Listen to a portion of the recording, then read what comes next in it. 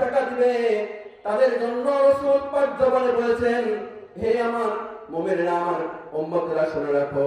তোমরা যারা মসজিদকে ভালোবেসে দান খয়রাত করবে, দরিয়ার উপরে মসজিদ মেরামত করার জন্য চিন্তা বিক্রি করবে, অর্থ দিবে, দম দেবে, দৌড়া দিবে, জীবন পর্যন্ত দিয়ে নিবে,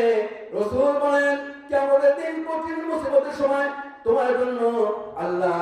সহজ করে জান্নাতের মধ্যে একটা করে বালাখানা দান করবে। বলুন সুবহানাল্লাহ। লস নেই, এজন্য ওই মাহফিলে আসা এবং দান করা লস নেই হবে।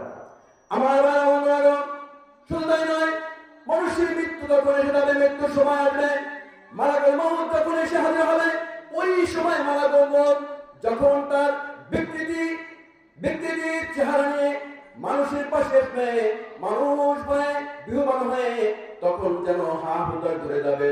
এদিক সেদিক তাকাতে থাকবে, ডান পাশে থাকবে, বাঁ পাশে তাকাবে,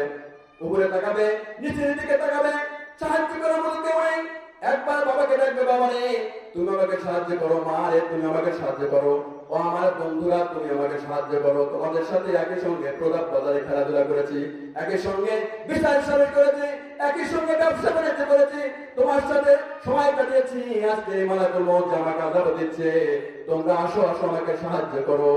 এই কথা বলে বলে যখন চিৎকার করবে, ওই সময় ডান পাশে বন্ধুরা বলবে, না না না, আমাদের তো কোনো উপায় নেই তোমাকে সাহায্য করার, কোনো অভাব হবে না, কেউ সাহায্য করবে না, মাও পারবে না সাহায্য করতে,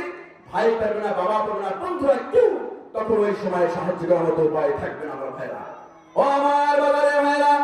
আমার আসে ভাইরা শুনুন, অল্প সময় কোনো বাধা যাবে না। ওই সময় এমন যদি ভালো হয়, আপনি যদি দুনিয়ার উপরে ওয়ামিনাস সালিহা ওয়া ক্বালা ইন্নানি মিনাল মুসলিমিন, আল্লাহ বলেন দুনিয়ার উপরে যদি আমালে সালিহা করে যেতে পারো, ভালো কাজ করতে পারো, ওই আমালে সালিহা তোমাকে তোমার জন্য নালিশ করে জান্নাতের মধ্যে দাখিল করে দিবে। সুবহানাল্লাহ। আমার ভাই বন্ধুরা, ওই সময় ডান পাশে এমন একটা জিনিস দাঁড়িয়ে যাবে, জবান খুলে যাবে, আল্লাহ আমি সুপারিশ করছি,